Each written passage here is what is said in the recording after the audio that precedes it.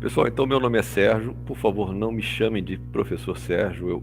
Eu sempre costumo dizer que eu muito mais aprendo do que ensino. Não é possível que alguém, um único, possa saber mais do que um monte de outros. Eu simplesmente li um pouco mais sobre algum assunto do que vocês, mas nada que vocês não consigam compensar. Eu já começo de cara mostrando para vocês o plano de aula, porque geralmente é o que as pessoas mais entram em sofrimento em relação ao que vai ter de trabalhos, tá? Eu vou, já botei lá no Moodle todo o material que vocês precisam, já mandei por e-mail também. Todo início, todo dia que tem aula, eu, eu sempre mando um e-mail lembrando que tem aula. Sempre que está para terminar uma atividade que vocês têm que entregar, eu também mando um lembrete por e-mail. As minhas comunicações de receber trabalho também são por e-mail, e eu explico a razão. Um dos alunos me questionou isso durante o recesso. É que quando você manda pelo Moodle, eu não fico sabendo, eu tenho que ficar entrando no Moodle e às vezes eu posso demorar para responder que recebi e vocês ficam ansiosos, mesmo estando lá no Moodle. Então, eu recebendo por e-mail, eu consigo me comunicar muito rapidamente. Então, a primeira promessa que eu costumo cumprir é que eu respondo qualquer e-mail em até 12 horas. Nunca passa disso. Se por acaso for uma pergunta difícil ou alguma coisa que eu naquele momento esteja longe do meu computador, esteja usando o celular, eu não deixo de responder informando que assim que eu tiver contato com a planilha ou qualquer coisa assim, eu vou estar respondendo de forma mais completa. Mas faço isso porque eu sei que o e-mail é um veículo de ansiedade para aluno. O meu objetivo aqui não é causar ansiedade, muito mais tranquilidade. Depois da aula, eu sempre mando o link da gravação para aqueles que não puderem assistir. Significa que eu não faço chamada. E especificamente já no dia de hoje, eu vou mandar de novo os 3 artigos que vocês terão que ler.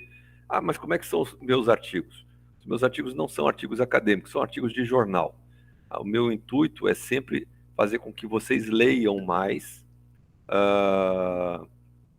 jornal, porque se vocês não interagirem com o que está ocorrendo no entorno de vocês, vocês vão ser profissionais menos completos.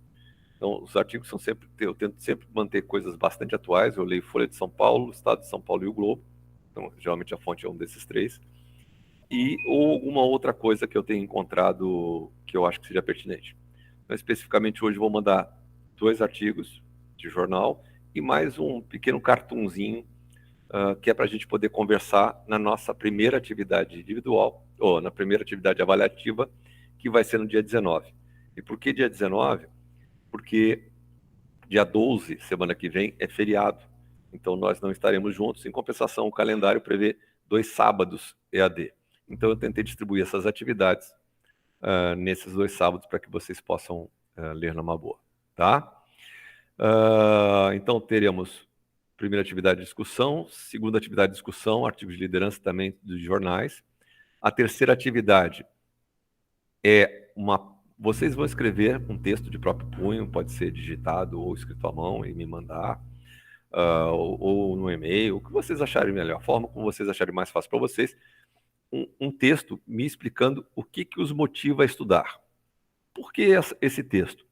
Porque um dos grandes problemas em gestão de pessoas é que as pessoas teimam em dizer que alguém os motiva, ninguém me motivou. E é isso que nós vamos aprender, que talvez seja o mais importante dessa disciplina, é que ninguém motiva ninguém. Eu não tenho como motivá-los a estudar, eu não tenho como motivá-los a parar de fumar, a começar a emagrecer, a fazer exercício, a melhorar a leitura e por aí vai. Então, o que os leva a trabalhar e a ter todas as atividades e as responsabilidades de vocês e ainda dedicar um tempo para estudar? É isso que vocês vão me explicar.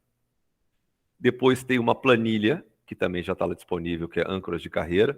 Sugiro que vocês não joguem fora e utilizem isso com os demais colegas de trabalho, porque é bem interessante. Depois teremos o artigo sobre QVT, sobre qualidade de vida no trabalho. E, finalmente, o que seria a nossa prova final é um estudo de caso, que também já está lá disponível no Moodle, tá? Então, sem terror, a matéria é tranquila. Quando a pessoa não passa nessa disciplina, quando não entrega as atividades, tá? É isso. Alguma pergunta que eu possa matar agora? Não, professor, por enquanto não, tudo bem explicado.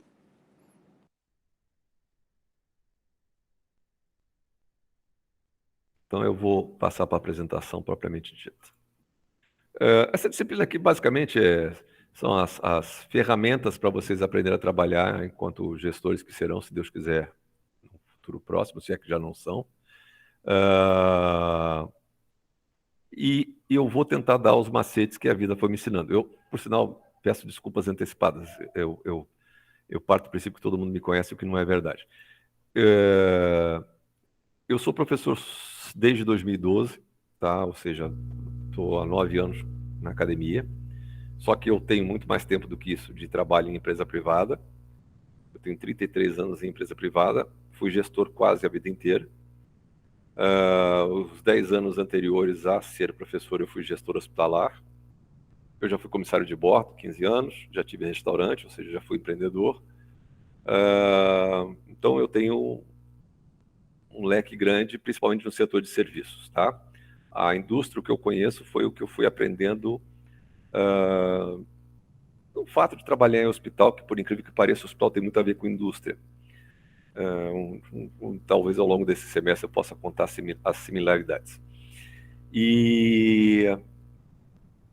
Então eu errei bastante como gestor e com o tempo eu fui aprendendo a melhorar com os meus erros, e esses macetes eu vou tentar passar para vocês, que é o que eu acho que vai ser o grande diferencial da cadeira. Não só cuspir um monte de teoria em vocês, mas dar algo palpável que vocês possam usar para trabalhar nas suas vidas pessoais, tá? E profissionais, naturalmente. Para a gente poder começar a lidar com a matéria de gestão de pessoas, como nós estamos trabalhando num curso superior, a gente tem que entender o que é uma organização. Algum de vocês já parou para pensar o que é organização? Alguém sabe uma definição? Sua mesmo, não precisa ser de livro, não. Nem deve. Nada? É um grupo de pessoas que trabalham ali em conjunto. Legal. Estão organizados em conjunto. E trabalham em conjunto em busca de alguma coisa? Ou só trabalham em conjunto? É isso. Boa. Isso aí. Gente, é isso. Por que os casais se separam? Os casais se separam porque o objetivo deixa de ser comum. As organizações quebram quando os objetivos deixam de ser comum.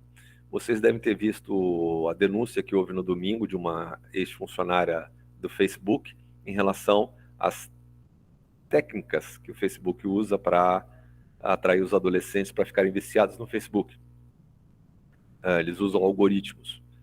Ora, no momento que esta moça saiu disparando contra a organização em que ela trabalhava, ela mostrou que ela não tem mais um objetivo em comum. E isso, mais o apagão de ontem, fez com que as ações do Facebook caíssem 6%. O pobre coitado saiu de 1 bilhão e sei lá quantos milhões para 1 bilhão e eu não sei quantos milhões. Ou seja, ele continua muito rico, mas perdeu um caminhão de dinheiro em 24 horas. Como disse uma amiga minha, eu gostaria de ter esse dinheiro para poder ter perdido. Felizmente, não tem. Aí vem a pergunta malvada, que eu sempre faço. As pessoas, quando estão numa fila de ônibus, elas são uma organização? O que vocês acham? Sim ou não? Para mim são, porque elas estão ali organizadas de uma forma por um objetivo para subir no ônibus. Não são. Essa pergunta é propositalmente malvada, tá? É justamente para vocês entenderem de fato o que é uma organização. Elas têm um objetivo, mas não é comum. É por isso que elas fazem uma fila de forma organizada, como você bem disse, Simone. Essa fila é para fazer com que o número de lugares seja respeitado. Então, eu faço uma fila, porque pode chegar um ponto que o ônibus vai lotar e você que está atrás de mim não vai entrar. Então, não é comum. Um objetivo comum é um grupo de amigos indo para uma festa para se divertir, um grupo de pessoas que vão rezar, um outro grupo que vai jogar futebol, outro grupo que vai fazer piquenique, outro grupo que vai fazer uma festa de despedida de solteiro, e por aí vai. Quando a gente tem um objetivo que é em comum, nós somos uma organização. Uma empresa quebra quando as pessoas deixam de ter objetivos comuns. Quando cada um pensa mais no seu umbigo do que no umbigo coletivo. Aí eu deixo de ser organização, tá? Então, organização nada mais é do que duas ou mais pessoas com um objetivo comum. Pode ser um ou mais objetivos. Ah, mas e uma pessoa só, que é um gênio, que bolou um software, ele é uma organização? Não. Tem que ter duas ou mais pessoas. Uma pessoa com um sonho, um empreendedor, sei lá e tal, e que acha que vai concretizar aquilo sozinho, é um tolo. Porque ninguém é bom em tudo. Então, mesmo os grandes gênios que constroem coisas fantásticas ou que bolam coisas fantásticas, dependem de outras pessoas para complementar as competências que ele ou ela não tem. Então, eu falei para vocês que eu sou empreendedor, ou fui empreendedor. Na época que eu tive o meu primeiro restaurante, eu fazia faculdade de agronomia, não entendia nada de gestão. Mas eu sempre fui um bom cozinheiro, fiz curso de cozinha e tudo. Então, eu dependi de outras pessoas para fazer a parte de gestão. O outro restaurante que eu tive, eu já tinha sido comissário de bordo, já tinha tido uma estrada, já tinha me envolvido muito mais com gestão, porque me envolvi em outras coisas na Varig. E aí, quando eu tive o segundo restaurante, eu já era um pouco mais gestor e muito cozinheiro. Só que a gestão me ocupava muito, então eu tinha outra pessoa que me ajudava na cozinha. Eu precisava de competências. O tempero era meu, mas chegava um determinado momento que eu também tinha que fazer social na sala. Então eu precisava de outras competências que complementassem lá, ou que continuassem fazendo a comida do jeito que eu entendia que era o adequado. E assim é na vida, tá? Uma pessoa sozinha nunca será uma organização. Bem entendido isso? Tranquilos? Muito bem. Como uma organização está inserida num ambiente, existe um monte de fatores internos e externos que causam influência nela. Não preciso dizer para vocês que a pandemia foi um baita fator que impactou a vida de todo mundo. Ontem, o Facebook, o Instagram e o WhatsApp quebrarem ao mesmo tempo, durante 7 horas, fez com que muitos negócios não ganhassem dinheiro. A pandemia fez com que muitos negócios que não eram digitalmente adaptados passassem a ser, porque senão não tinham para quem vender. Ora, quando essas plataformas todas deixaram de existir, eu deixei de ter comunicação com uma porrada de clientes. Os clientes, quem não consumiu minha comida hoje, não vai consumir em dobro amanhã para compensar o que não consumiu ontem. Quem não conseguiu marcar um salão de cabeleireiro porque não tinha um WhatsApp, não vai cortar o cabelo 2 vezes no dia seguinte, ou seja, aquele faturamento eu perdi, né? Nós temos uma oscilação política muito grande. Ninguém sabe o que vai acontecer nesse país até outubro do ano que vem, porque é um grupo supostamente radical de direita e um supostamente radical de esquerda. Eu digo supostamente porque eu não acredito que no país exista nem direita nem esquerda, tá? Eu acredito que o partido é o partido deles. Eu e os meus mano, como diz o pessoal de São Paulo. Eu trabalhei em um hospital como gestor e eu lidava com todos os partidos políticos de todas as correntes. Eu nunca tive nenhum deles me pedindo qualquer coisa para algum realmente pobre. Eles sempre pediam para alguém que lhes traria algum benefício político nas eleições. Então, por exemplo, eu tive que dar atendimento especial para jogador de futebol, para mãe de traficante, e por aí vai. Aí eu recebia ligações a qualquer hora do dia para poder dar um atendimento diferenciado. Então, há uma esperança que existe uma terceira opção, que não seja nem A nem B, e o quanto de apoio terá essa opção. Tá, enquanto eu tenho essas incertezas, eu não invisto mais dinheiro na minha empresa, porque eu não sei se vale a pena. Outra, nós temos uma crise hídrica por desmatamento excessivo que está impactando na geração de energia. Ora, se eu tenho água escassa e energia cara, isso impacta no meu preço. Por exemplo, eu já vi quiosque de sanduíche, esses trailers de sanduíche, cobrar R$2 para prensar o sanduíche na chapa, porque o gás está muito caro e os R$2 compensariam o gás que o cara gasta. Então, um monte de fatores impacta. Muita gente perdeu o seu emprego não por incompetência, mas porque o negócio diminuiu tanto de tamanho que teve que eliminar gente para continuar vivo. bom, esse negócio agora tem um problema. Vai voltar a começar a crescer e talvez aquela pessoa que eu tive que desligar não queira mais trabalhar comigo porque se sentiu traída ou porque já arranjou coisa melhor. Esse é um fator que está acontecendo hoje nos Estados Unidos e na Europa massivamente. Quem está acompanhando um pouquinho de jornal por aí já deve ter visto que está dando briga nos postos de gasolina na Inglaterra, porque como eles saíram do mercado comum europeu, eles não permitem mais que estrangeiros morem e trabalhem lá na Inglaterra, no Reino Unido. E com isso, uma mão de obra mais barata, que vinha da Polônia, de outros países ali da Lituânia, Letônia, esses camaradas não estão mais ali nos postos de gasolina ou trabalhando como motoristas de caminhão. Isso impacta diretamente nos negócios. Então, a partir de segunda, ontem, o exército inglês começou a dirigir caminhão para que o combustível seja entregue dentro da Europa. McDonald's, hoje, nos Estados Unidos, teve um aumento de salário, porque, aliás, o McDonald's, a Amazon, tiveram que aumentar os salários dos seus futuros funcionários, porque aquelas pessoas, pessoal de hotelaria, pessoal de eventos, se deu conta na pandemia de que eles ganhavam pouco e trabalhavam demais e eram muito infelizes. E nesse meio tempo, como esses negócios fecharam, eles tiveram que procurar outras alternativas de trabalho e preferiram ganhar menos do que ter que trabalhar de novo nesse ramo. Então, hoje, tem ao redor dos Estados Unidos uma série de negócios, pequenos e grandes, com cartazes, oferecendo emprego e não conseguindo preencher a vaga porque aquelas pessoas não têm mais interesse. O pessoal que trabalha na área criativa, na área que pensa, ou seja, não no trabalho operacional, bruto, tem muita gente hoje que prefere ganhar um pouco menos do que deixar de trabalhar home office. Poxa, isso impacta completamente no negócio da empresa. Eu não sei como é que vocês estão hoje, mas muita gente percebeu que é muito bom trabalhar em casa, muita gente se deu conta que trabalha muito mais e que produz muito mais, e existem outros que estão muito infelizes porque sentem falta do ambiente de trabalho e dos esbarrões, da tomada de cafezinho e de sair um pouco de casa. Tem de tudo, tem todas as opções. Uma outra variável, aliás, duas grandes variáveis. A legislação brasileira, trabalhista brasileira, ainda não sabe como se comportar com os direitos e deveres de quem está em home office. Tem alguma coisa sobre teletrabalho, mas não com esse nível que está aí hoje. Será que a empresa pode me mandar um e-mail às 10 horas da noite?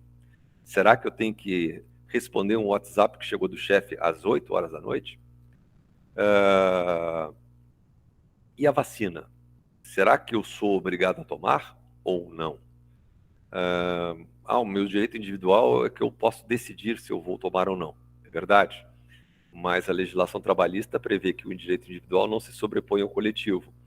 Então, o dono da empresa ou os donos da empresa têm a obrigação de te dar um esclarecimento de que sim, é importante você se vacinar para não se contaminar e não contaminar os que estão à sua volta e tomar a tua assinatura e comprovar que te deu todos esses esclarecimentos. Se você ainda insiste que não irá se vacinar, eles podem legalmente te demitir por justa causa.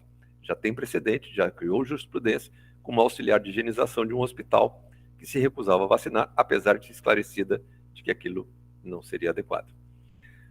Nos Estados Unidos está a mesma coisa, e a legislação lá é muito mais branda do que a daqui, mas várias organizações já disseram que aqueles que não se vacinarem não trabalharão mais. Tá? Até em hospital já aconteceu. Tranquilos até aí?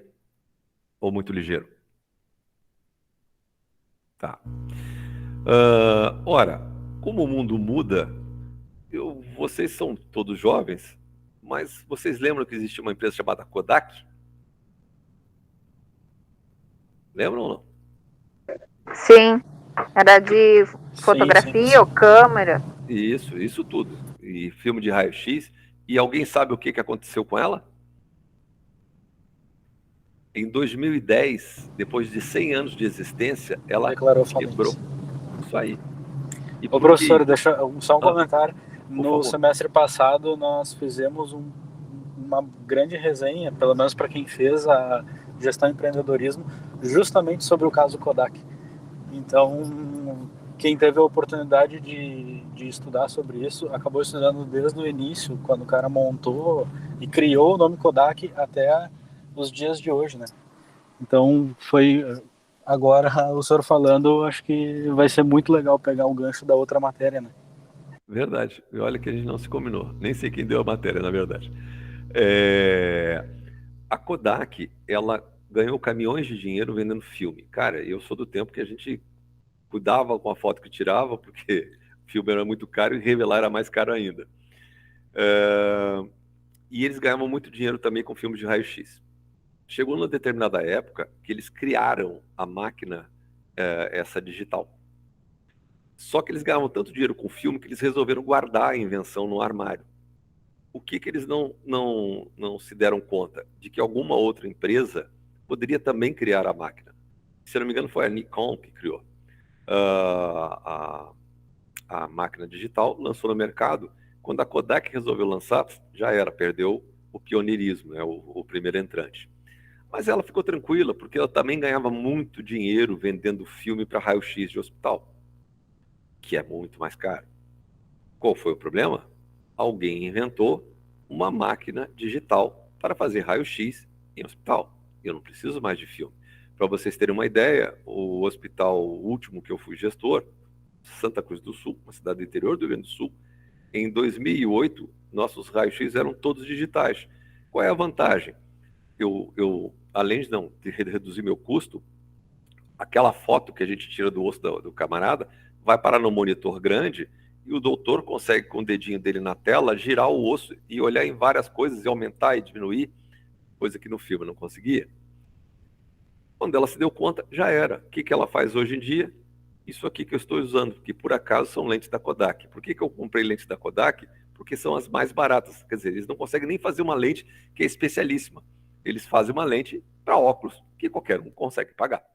Tá?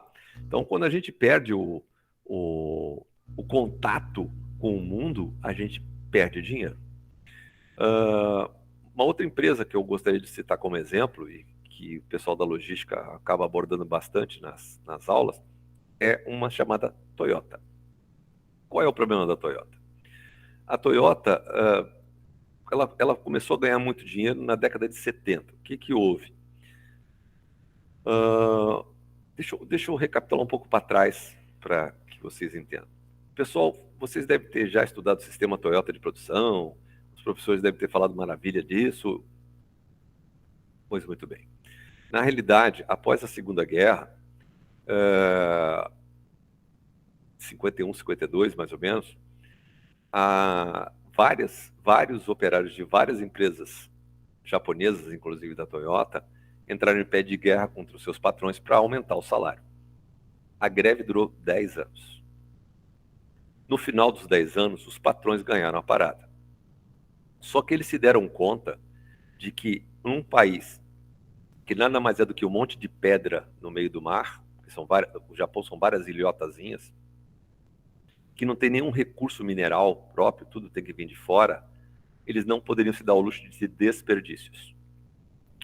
Então, eles entraram num acordo com os funcionários, queriam pagar um pouco a mais, mas o funcionário era chefe de si mesmo e ele seria responsável por detectar toda vez que houvesse uma falha no processo, de parar tudo e avisar os demais de que um determinado produto naquele pedaço da linha de montagem saiu com defeito.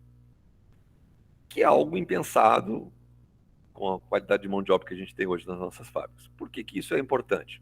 Porque no momento que eu paro um processo que gerou um defeito e a gente começa a discutir, a gente evita que outros pontos da mesma linha de montagem gerem outros defeitos. Então, saiu o sistema de Toyota dessa forma. Então, quando dizem que o sistema Toyota funciona por causa da cultura oriental, isso é cascata. Isso é derivado de uma greve de 10 anos. Muito bem. A Toyota foi crescendo. Aí, quando chegou na década de 70, nós tivemos a primeira grande crise de petróleo. Enquanto os americanos produziam aqueles banheirões enormes, aquelas lanchas, rabos de peixe, de aba 4, que faziam 5 km por litro quando estavam bem reguladinhos, a Toyota produzia carros menores, mais compactos, com as cores que o freguês desejasse e muito mais econômicos. Os americanos caíram dentro e começaram a comprar carro japonês sem parar. Com isso, a história toda, a Detroit, que era o local onde ficavam todas as montadoras americanas, quebrou, porque eles pararam de vender carro. E aí foi que o pessoal de gestão de pessoas começou a estudar comportamento organizacional e cultura organizacional, que são as matérias mais importantes dessa disciplina, para entender por que algumas organizações dão certo enquanto outras não dão. O que elas fazem de diferente para eu poder copiar e fazer igual aqui, se é que eu consigo fazer igual aqui. E eles se deram conta de que as relações entre patrões e empregados fariam toda a diferença na eficiência. Ok, Toyota continuou ganhando um caminhão de dinheiro, continuou ganhando dinheiro, e à medida que as gerações foram passando, eles achavam que estavam num pedestal que ninguém iria derrubá-los. Até que no início dos anos 2000, eles levaram um tombo. Que tombo foi esse? Eles perderam o gancho da inovação. Quem lembra do Toyota Corolla sabe que ele, durante muitos anos, foi chamado de carro de velho, porque eles mudavam uma lanterna no ano, mudavam um para-choque no outro ano, mas o carro era sempre o mesmo lá do início, né? Mudava uma linhazinha aqui ou outra para dizer que o carro era um novo lançamento. Nesse meio tempo, em 97, houve uma grande crise na Ásia. E essa crise na Ásia gerou uma quebradeira danada. Empresas do mundo, de vários países, Japão, China, Coreia, principalmente Coreia do Sul, sofrendo um grande impacto. Quem estava, naquele momento, fazendo uma toyotização do seu sistema era a Hyundai. Em 97, a Hyundai decidiu que iria transformar o seu processo produtivo, ela ainda não era a que a gente vê hoje, em um sistema Toyota de produção. Houve a crise e a primeira coisa que a Hyundai fez foi demitir uma porrada de funcionários. Quando chegou o início dos anos 2000, a crise na Ásia passou, a Hyundai quis continuar com o processo de implantação do sistema Toyota e resolveu chamar de novo seus funcionários. E aí os funcionários dela disseram para ela o seguinte: trabalhar para vocês, ganhando só um pouquinho mais para ter um monte de responsabilidade, que nem os japoneses lá da Toyota, nem pensar. Vocês querem a gente, tem que pagar mais. Aí a Hyundai enlouqueceu, porque o sistema Toyota de produção está baseado na autonomia do funcionário, mas também em pagar pouco. É um outro tipo de escravidão.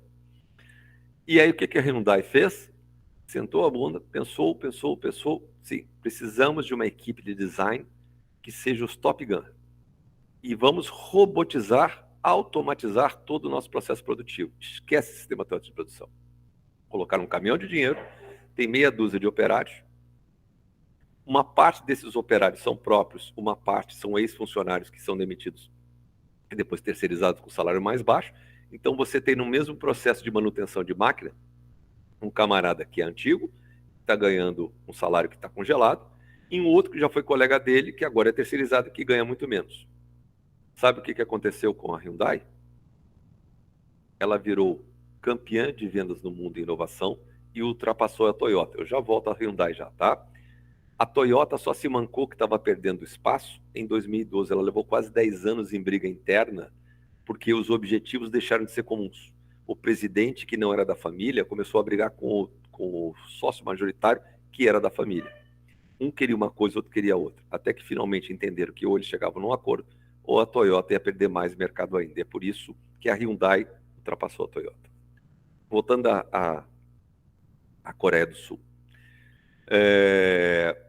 Na Coreia do Sul, assim como no Japão, existem empresas que são dos mesmos donos. Quem está na Samsung tem ações da Hyundai, quem está na Hyundai tem ações da Samsung, e assim são todas as outras do mesmo jeito. São chamados chaebol, são conglomerados de famílias que mandam nas empresas.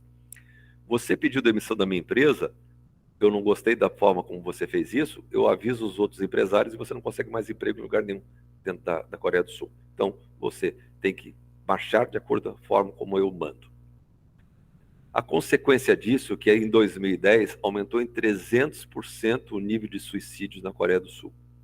Por quê? Porque meu pai conseguia trabalhar aqui, gerar renda e dar casa e uma vida decente para a família. E eu, que sou herdeiro do meu pai, não consigo fazer isso com a minha família. Eu entro em depressão, porque sou a vergonha da família, e me mato. Sabiam disso? Esse problema de suicídio continua, tá, pessoal? É horrível, é cruel, né? Meu Deus, que tristeza. Olha, eu fiquei chocado aqui.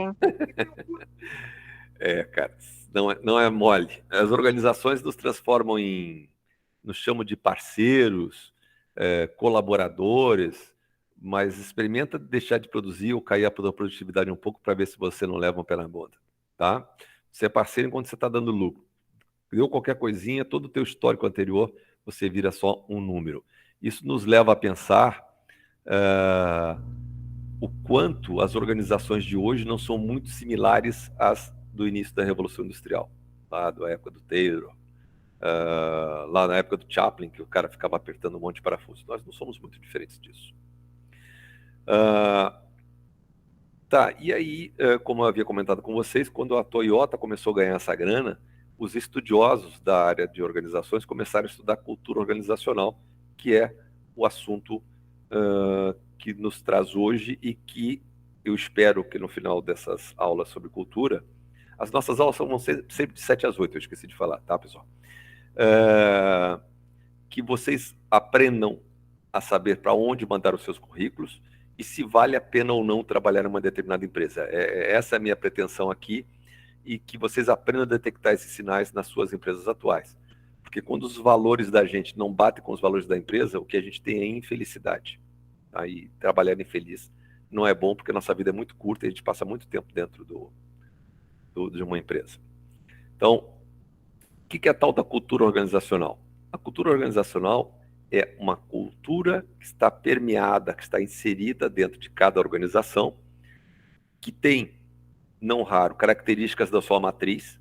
Então, vamos supor uma empresa alemã com uma filial no Brasil.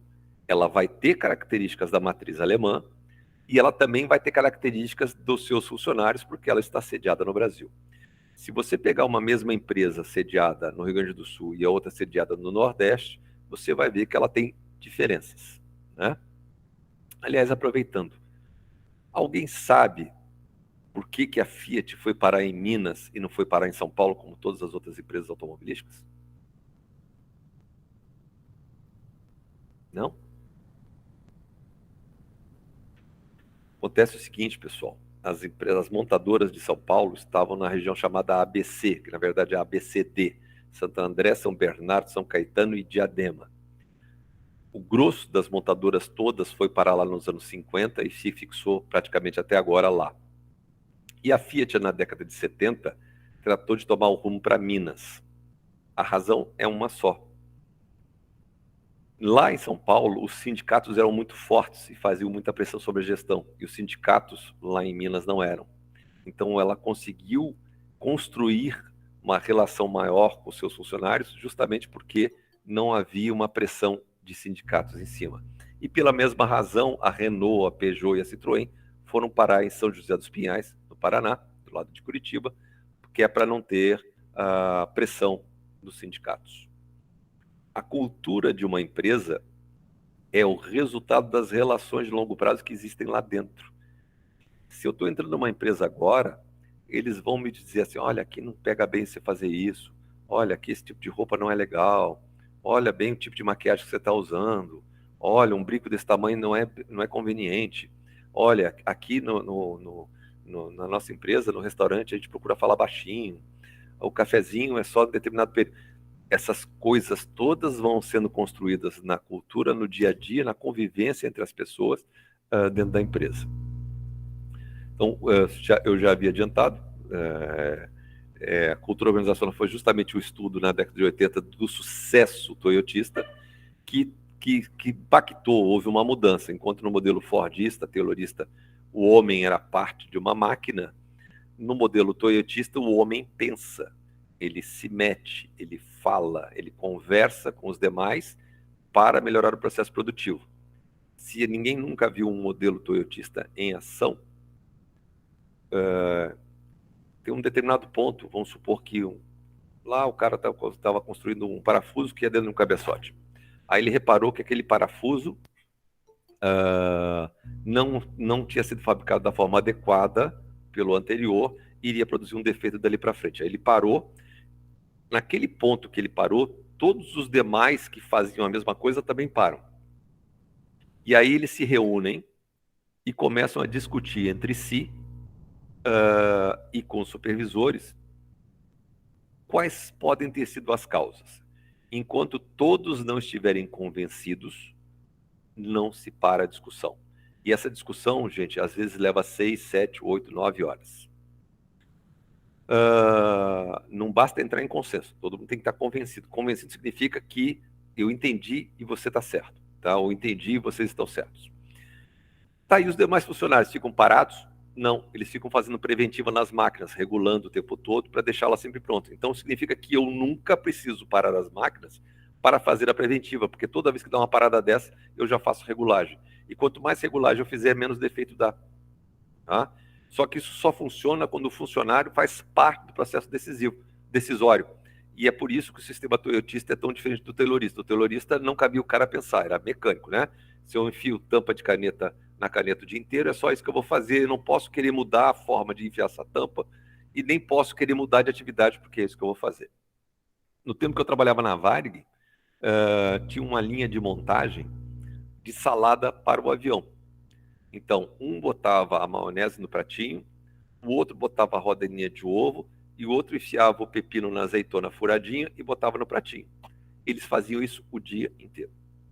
Outros dois só faziam omelete para os cafés da manhã dos passageiros. Então, eles passavam o dia inteiro virando. Ah, mas não pode fazer nada. É isso que você vai fazer. Por que isso? Porque isso é baseado no sistema taylorista. É o McDonald's da vida, é o Burger King da vida. Quanto mais eu faço alguma coisa, mais rápido eu faço. Menos tempo eu perco, porque eu fico um especialista no assunto. Então eu vou aproveitar e vou dar minha alfinetada. É por isso que existe médico especialista em mão, médico especialista em ombro, médico especialista em quadril, porque quanto mais ele fizer aquele procedimento, ele ou ela, mais eficiente ele será. Menor tempo de cirurgia você terá e menos erros na cirurgia você terá, porque eu faço muito a mesma coisa. Medicina cirurgia, principalmente, é puro taylorismo. Sabiam disso? Mas é. Bom, eu gosto demais do sistema Toyota de produção, acho que ele tem grandes qualidades, mas também tem grandes defeitos. E para quem gosta do assunto e quiser entender um pouquinho mais, esse aqui eu considero o melhor livro que eu já li na minha vida. E olha que eu já li alguma coisa. Se chama O Nascimento do Lean. Foram autores que conversaram com Taishi Ono e com Eiji Toyoda, que foram os caras que fundaram o sistema Toyota de produção, e outros tantos. Então, você tem testemunhos lá reais e aprende não só sobre o sistema Toyota de produção, mas também sobre cultura e sobre clima organizacional. Esse livro é de 2011, vocês encontram hoje em sebo, é feito pela Bookman aí de Porto Alegre. Vocês encontram hoje em sebo, ele era um livro caro na época, mas hoje certamente com preço. Cara, é um livro que não dá vontade de parar de ler, de tão bom, de tão interessante, de tanta coisa que a gente aprende. Opa, desculpa, eu apertei demais.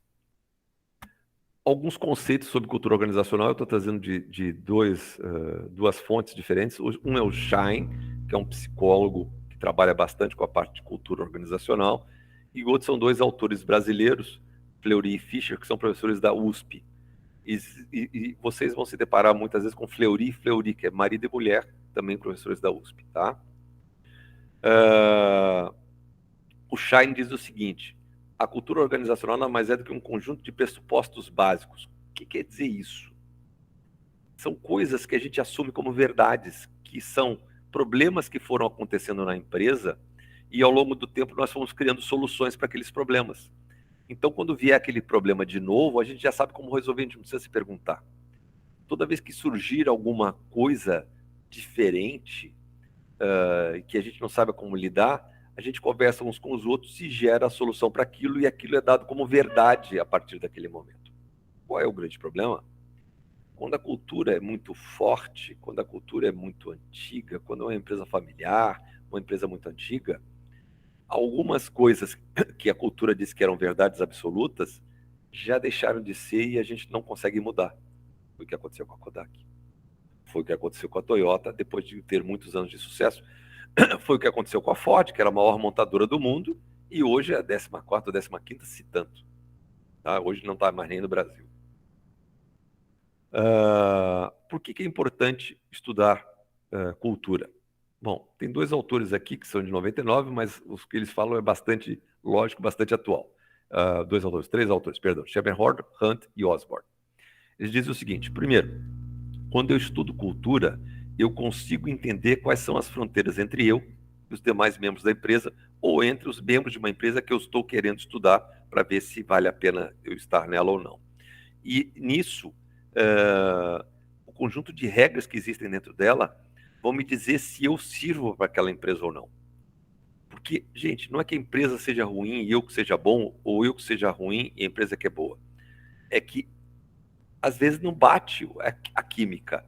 Aquilo que você é uma verdade para ti pode não ser verdade para o outro. Eu vou dar um exemplo meu.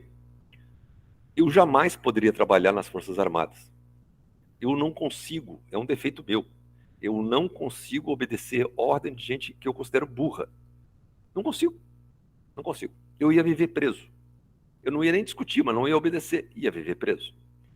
E tem gente que é feliz nas Forças Armadas? Um monte de gente. Porque para aquelas pessoas, aquilo é aquilo e pronto. E elas são felizes daquele jeito. E eu seria infeliz. Eu, por exemplo, não sirvo para trabalhar numa empresa que me deixe sem campo de ação. Então, um exemplo. Vocês ganharam um presente e vão no shopping trocar o presente que vocês ganharam na loja. Para ter o azar, o único dia livre que tu tens é num sábado. Na época que shopping era shopping e pandemia não existia, o camarada vai dizer para você: ah, senhor, hoje é sábado e não fazemos troca. Essa é uma política da empresa. E aí você olha para os lados, você olha para o seu relógio e diz: olha, são 10h15, não tem ninguém na sua loja. Você não poderia fazer a gentileza de trocar para mim? Não, senhor, é uma regra, eu tenho que seguir. Eu não poderia trabalhar numa empresa dessa. Isso já aconteceu comigo, talvez já tenha acontecido com vocês. Mas é o único tempo que eu tenho disponível. Não posso. É uma regra da empresa. Então, eu não poderia trabalhar numa empresa que não me desse liberdade de, usando o bom senso, atender a uma pessoa, já que a razão de não poder trocar nos sábados é que tem muito movimento. Se naquele movimento eu estou desocupado, por que não trocar? Resultado, eu voltei nesta loja, num dia de semana, fiz questão de perguntar qual era o horário que aquela criatura que me atendeu trabalhava, para ir naquele mesmo horário, no mesmo turno. Fiz questão de não ser atendido por ele, mas fiz questão de que ele me visse. A pessoa trocou para mim e eu fiz questão de comprar mais coisas. Eu virei para ele: está vendo, babaca? Se você tivesse trocado para mim no sábado, você não só teria trocado, como teria atingido mais vendas, porque eu estaria comprando junto. Mas você me atendeu muito mal e esse seu colega aqui me atendeu muito bem. E falei isso alto, que é para os outros ouvirem e ele ficar com a cara de bunda. Como funciona nos Estados Unidos? Ah, você gosta dos Estados Unidos? Não, eu não suporto americano, mas em algumas coisas eles funcionam melhor do que a gente. Se você comprar um objeto qualquer, numa loja americana, e não gostar dele ou não se adaptar em até 48 horas, você pode voltar na loja, que eles, sem perguntar nada ao gerente, vão te trocar por um outro produto que você queira ou te dar um vale para você gastar na próxima vez que você quiser. A única coisa que você tem que mostrar é a notinha fiscal de que você comprou naquela loja, porque teve um tempo lá que os gatunos compravam numa loja a $10, naquela outra loja era 12, e o cara queria um crédito de 12, quando na verdade ele nem havia comprado ali. Então a nota fiscal é só para os safadinhos, tá? Aqui no Brasil, qualquer coisa que você for fazer, o cara vai te perguntar: quem te vendeu? Eu comprei da loja Colombo, não comprei do João. Ah, não, você não lembra? Não. Quer dizer que agora eu tenho que decorar, tirar uma foto do cara que me vendeu para poder, se der algum problema, só ele que pode me resolver? Por que é assim? Porque essas pessoas ganham comissão e quem ganhou comissão é o cara que tem que resolver tudo. Você deixou de ser freguês da loja para ser freguês do João. Isso é burrice. Isso é cultura organizacional. E nossas empresas são engessadas desse jeito. Isso que eu estou falando já aconteceu com algum de vocês ou é só eu que dou azar? Vocês são bem participativos. Vai ser um semestre longo. Geralmente acontece mesmo, né? Sim, nas lojas de roupa, principalmente, acontece muito, né? Só que assim, por um lado eu entendo, tipo, o cara que não pôde trocar no sábado e tal, porque ele tava só acatando uma ordem. Eu servi as Forças Armadas 8 anos, dei baixa agora em fevereiro, e assim, muito acontecia isso, tipo, tu sabia que era uma ordem, existe uma lei que se diz não se executa a ordem absurda. Tu tá amparado por um regulamento. Sim. Só que o que acontece? Quando, por exemplo, o comandante do batalhão é uma porta, tu diz assim, ó, sim, senhor, mas tu faz do teu jeito. Sim. Entendeu? Ele não precisa ficar sabendo. Porque senão vai engessar o teu serviço Sim. de uma maneira que tu não vai sair do lugar. Sim. Sabe? E do teu dia a dia é tu que sabe. Ele comanda um batalhão inteiro, não tem como saber especificamente como que funciona. Por exemplo, eu trabalhava na seção de pagamento. Como que funciona? Ele acha que sabe, mas ali a função era eu que fazia. Então era assim, senhor, na frente dele, e eu fazia da minha forma e dava tudo certo. Funcionou muito bem. Sim. Que bom. Ótimo exemplo. Então, esse é o que é o grande problema. E, por favor, quando eu falo em cultura organizacional, não me refiro só à empresa brasileira, tá? Em todas as empresas existe uma cultura que vai ser mais forte ou mais fraca, e quanto mais forte ela for, mais engessado é o processo e mais inflexível é a empresa diante do processo de inovação. Então, essa é uma das razões da gente estudar.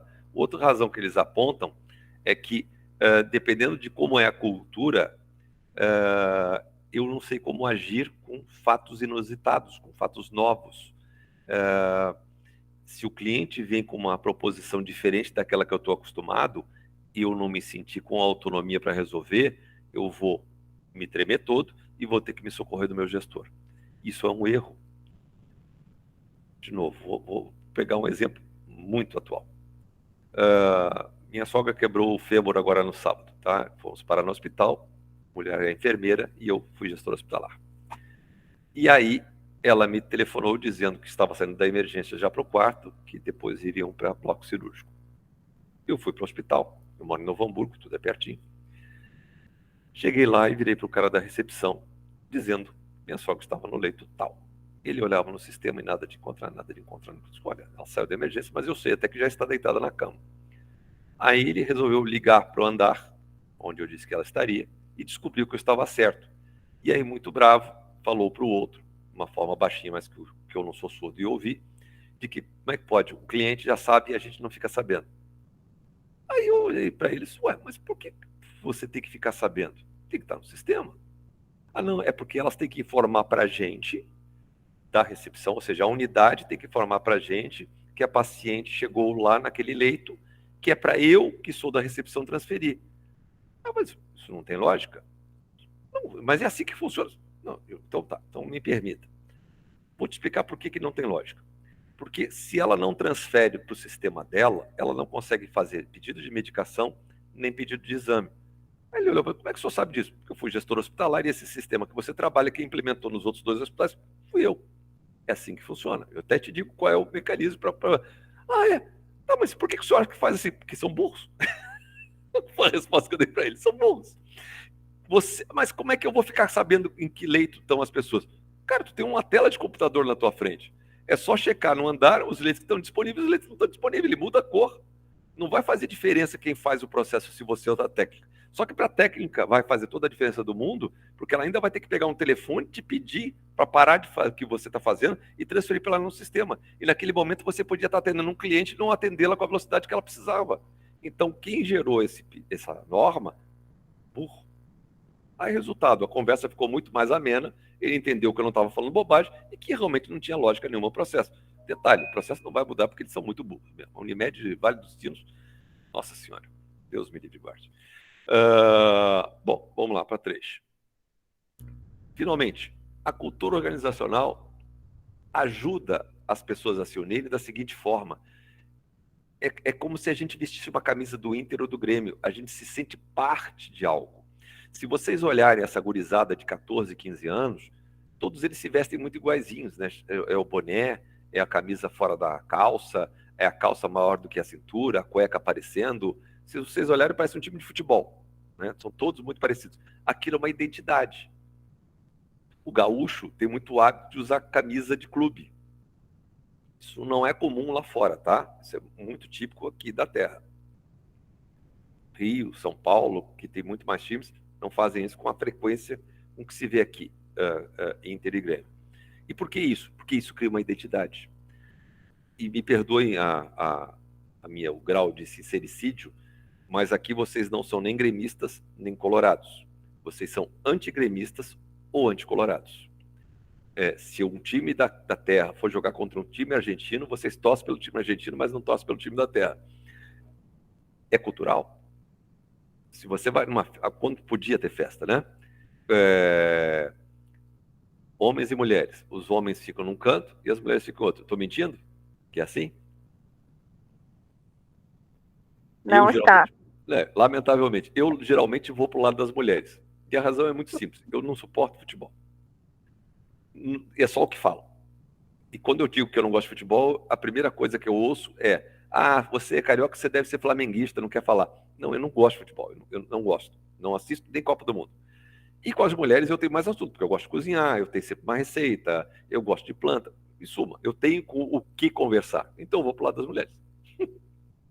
E todo mundo acha que eu sou gay. E a gente vai levando a vida. Fazer o quê?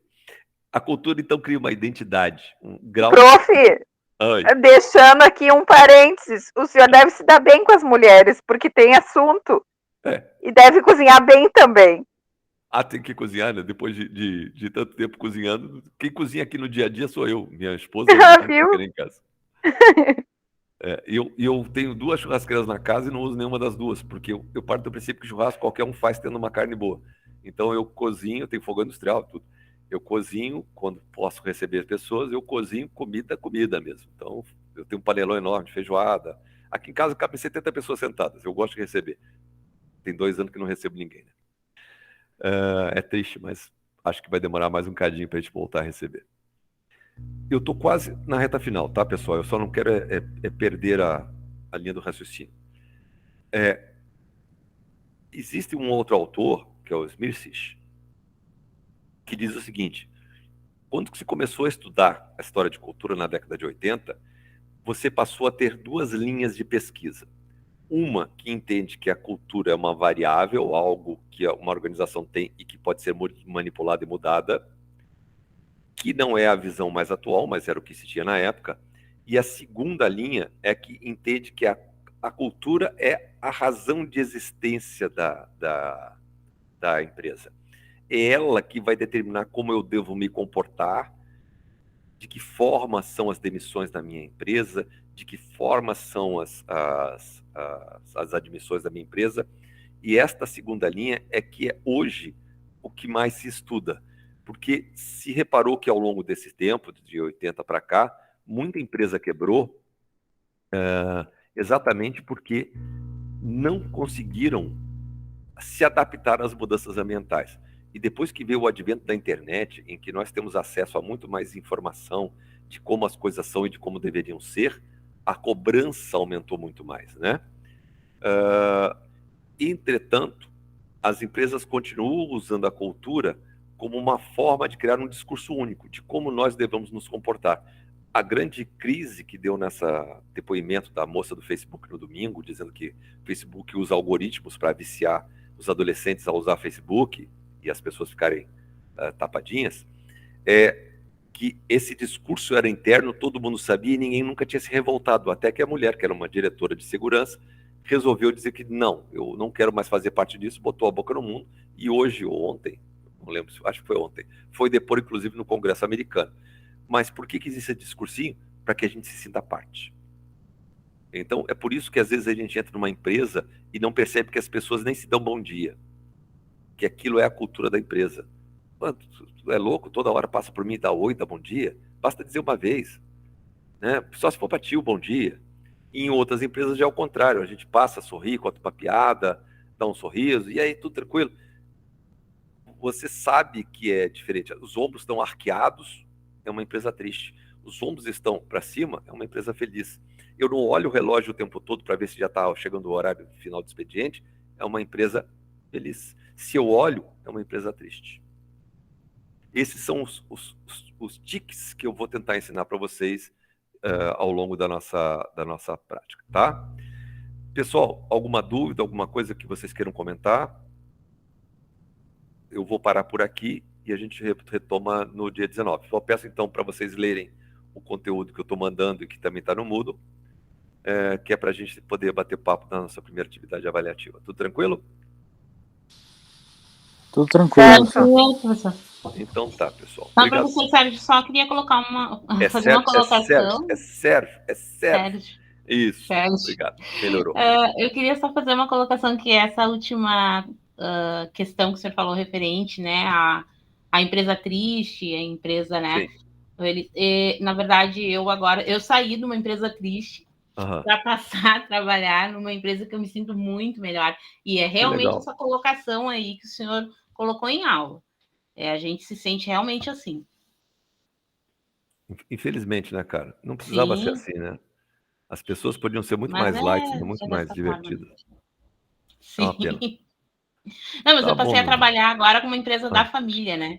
Do meu irmão, legal. então eu estou me sentindo muito melhor. Que bom. Bom, tomara que os problemas da família fiquem na família, os problemas da empresa na empresa. Mas isso já vai, tipo assim, vai fazer o quê? Antes da pandemia, né, que eu passei a trabalhar, né? E claro que às vezes há umas questões assim, mas a gente sabe separar bem, tá? Tá indo bem legal. Que bom. Parabéns. Parabéns mesmo, de coração. Isso é para poucos. Professor. Tá? Gente, uma boa noite, então. Muito obrigado a vocês todos, tá bom? Boa noite. Boa noite. Tchau, querido. Boa noite. Boa noite.